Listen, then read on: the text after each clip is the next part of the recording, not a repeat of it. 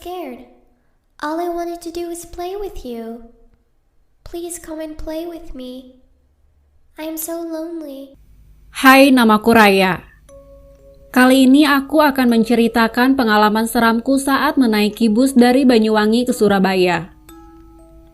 Udah 2 tahun ini aku bekerja di Surabaya. Namun setiap 2 minggu sekali, aku harus pulang ke Banyuwangi untuk melihat keadaan ibuku yang tinggal sendiri di sana. Saat pulang, aku lebih suka menggunakan bus daripada kereta. Karena menurutku, aku bisa langsung turun di depan rumah. Minggu ini aku pulang lebih awal. Karena aku mendapat berita bahwa ibu sedang sakit keras. Setelah kondisi ibu membaik, aku memutuskan untuk kembali ke Surabaya.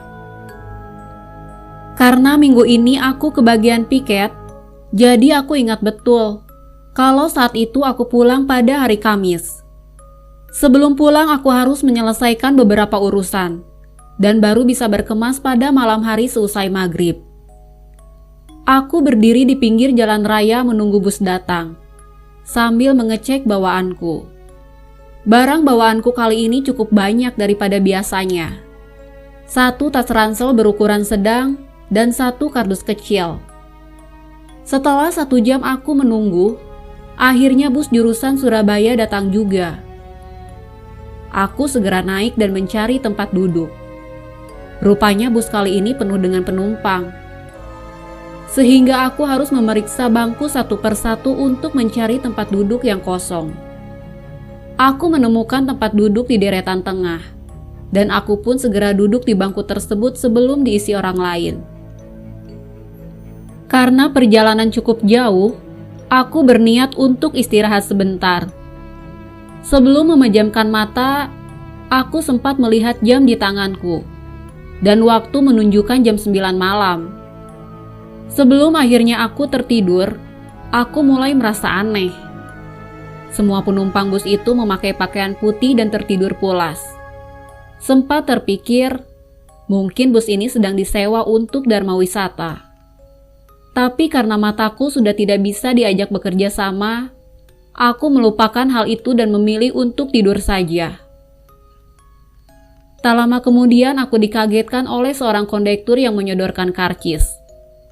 Aku pun membayar dengan uang pas sebesar 15.000 seperti biasa. Anehnya kondektur itu tidak mengucapkan 1 patah kata pun, dan ia hanya menundukkan kepalanya. Setelah kondektur itu berlalu, aku memandangi seisi bus, karena aku merasa suasananya begitu sunyi. Tidak seperti bus pada umumnya yang terkesan ramai. Setidaknya ada suara orang yang ngobrol, atau suara dari pemutar musik di bangku supir. Aneh, kok sepi banget ya? Sambil melirik ke kanan dan ke belakang. Aku mencoba berpikiran positif. Mungkin saja semua penumpang sedang kelelahan. Apalagi hari memang sudah larut malam. Aku kembali memejamkan mata dan berusaha menghilangkan pikiran-pikiran tadi. Tak lama kemudian, akhirnya bus yang aku tumpangi tiba di terminal Purabaya. Rasanya aku sudah tidak sabar tiba di kosan. Ingin segera istirahat karena besok harus kembali bekerja. Aku pun segera berdiri dan bersiap-siap untuk turun dari bus. Satu lagi keanehan kali itu. Bus ini tidak berhenti di jalur yang biasanya dipakai untuk menurunkan penumpang. Justru malah berhenti di tempat lain yang sepi dan jauh dari pos satpam di terminal. Tanpa banyak bicara, aku langsung turun sambil membawa barang bawaan. Bus itu kemudian mulai bergerak pergi meninggalkanku. Namun tanpa sengaja, aku menoleh ke arah bus yang baru saja aku tumpangi itu. Ini benar-benar menyeramkan. Karena aku melihat pemandangan yang sungguh tidak terduga. Ternyata penumpang bus itu isinya pocong semua. Dan mereka memandangiku dengan mata yang melotot. Saking kagetnya aku pun jatuh pingsan. Dari sana aku sudah tidak ingat apa-apa lagi. Beberapa menit kemudian aku tersadar. Saat membuka mata, rupanya aku berada dalam ruangan dan dikelilingi oleh beberapa orang yang tidak aku kenal. Aku diberi segelas air yang sudah didoakan untuk diminum. Beberapa orang sibuk menanyakan kejadian yang baru saja aku alami. Aku menceritakan semuanya pada mereka, dan aku baru sadar kalau aku baru saja naik bus hantu dari Banyuwangi ke Surabaya. Kulihat jam yang berada di dinding, dan waktu menunjukkan jam 21:10. Itu artinya hanya 10 menit waktu yang aku tempuh untuk perjalanan Banyuwangi ke Surabaya. Dan itu pun tidak termasuk selama aku pingsan tadi. Berarti waktu perjalananku lebih singkat lagi dari itu. Aku merogoh kantong celana dan mendapati karcis yang diberikan kondektur tadi. Ada petugas terminal yang membantuku mencari tahu kejadian ini.